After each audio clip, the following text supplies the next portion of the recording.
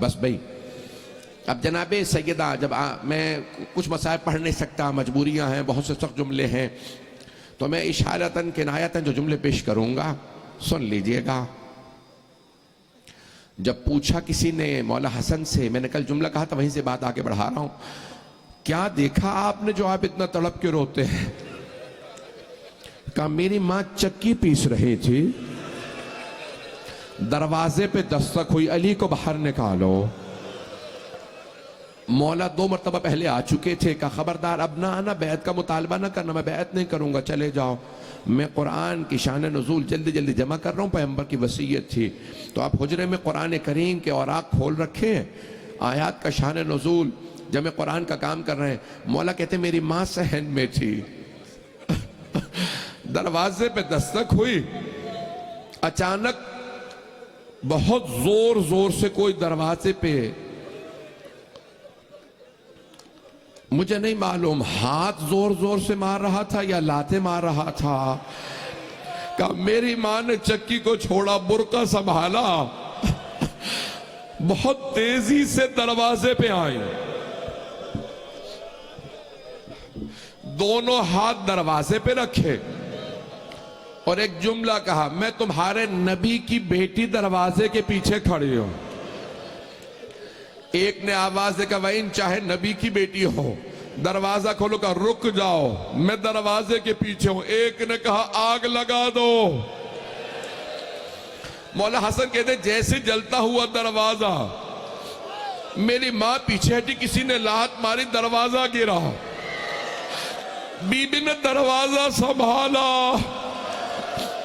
دروازہ be be پہ گر گیا، بی بی نے آواز دی فضہ الیکی، فضہ میرا محسن شہید ہو گیا۔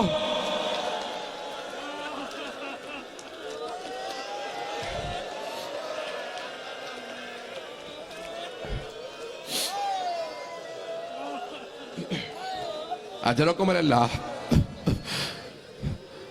ایک مرتبہ جناب امیر علیہ السلام گھر سے باہر آئے، حجرے سے باہر آئے، دروازہ گرانے والے کے گریبان میں ہاتھ ڈالا، زمین پہ پھینکا، سینے پہ پاؤں رکھ کے ایک جملہ کہا مجھ سے رسول خدا نے وعدہ لیا تھا، یا علی میرے بعد تلوار نہ اٹھائیے گا، یہ سب پلٹ جائیں گے، کہ اگر مجھ سے رسول خدا نے وعدہ نہ لیا ہوتا میں تمہیں زندہ نہ جانے دیتا۔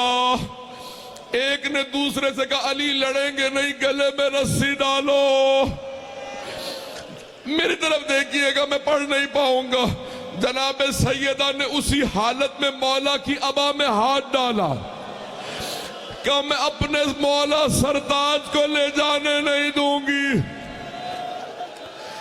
ایک آدمی نے اپنے غلام قنفذ سے کہا ہاتھ چھڑا، اس نے ہاتھ پہ ظلم کیا، بی بی کے ہاتھ سے عبا چھوٹ گئی،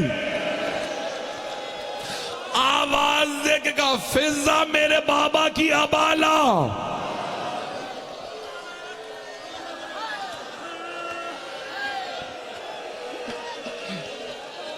پڑھوں یا چھوڑ دوں؟ فضہ میں اپنے بابا کے مرقد پہ جاؤں گی، میں تو بھی پڑھنا چاہ رہا تھا۔ فضہ میں اپنے بابا کے مرقد پہ جانا چاہتی ہوں، میرے بابا کا امامہ لا دے۔ ساری بیویاں جمع ہوئی، جناب ام ایمن آ گئی، جناب اسما، سب آ گئے۔ ایک مرتبہ جناب سیدہ نے بیویوں کا سہارا لیا، بابا کا عصا ہاتھ میں لیا۔ میری طرف دیکھیے گا، جب کوئی چلتا ہے نا تو قدم اٹھتے ہیں، اور جب کوئی چل نہیں نہ رہا ہوتا تو قدم پاؤں پہ خط کھینچتے ہیں۔ بی بی کے قدم زمین پہ اٹھ نہیں رہے تھے، خط کھینچ رہے تھے۔ جناب سیدہ کو مرقد رسالت پہ لایا گیا، بی بی نے آ کے جملہ کہا بابا ہمارا حق چھنا، میں نے شکوہ نہیں کیا، بابا گھر میں فاقے ہوئے، میں نے شکوہ نہیں کیا، بابا میرا محسن شہید ہوا، بابا میں نے کبھی آپ سے گلہ نہیں کیا، لیکن بابا آج میری آنکھوں کے سامنے میرے سرتاج کو گرفتار کیا گیا، بابا آج میں بد دعا کرنے آئی ہوں۔ وہاں مسجد نبوی میں جناب سلمان مولا کے سامنے کھڑے تھے، ہاتھ تلوار پہ، مولا جیسے ہی اشارہ ملے، مولا نے ایک مرتبہ دیکھا، کچھ دیکھنے کے بعد کہا سلمان روضہ رسول پہ جاؤ. کہا مولا میں آپ کی بارگاہ سے جانا نہیں چاہتا. کہا سلمان جلدی جاؤ، سیدہ بددعا کرنے والے ہیں.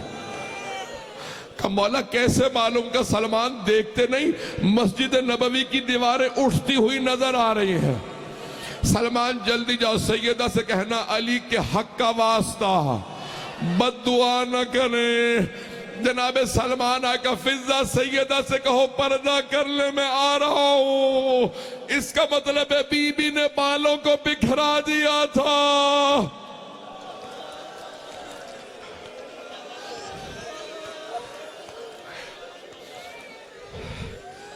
میں دیکھ رہا ہوں برداشت نہیں کر پا رہے ہیں. آ رہی ہیں تبرکات، آ رہے ہیں، یہ چلتے رہیں گے، سنتے رہیے گا. ایک مرتبہ جناب سیدہ نے ہاتھوں کو بلند کیا. میں بھی پڑھوں گا، میں بھی مصاحب نہیں یہاں پہ ترک کروں گا. آرام آرام سے. یہ مسلسل رونا بڑا مشکل کام ہے.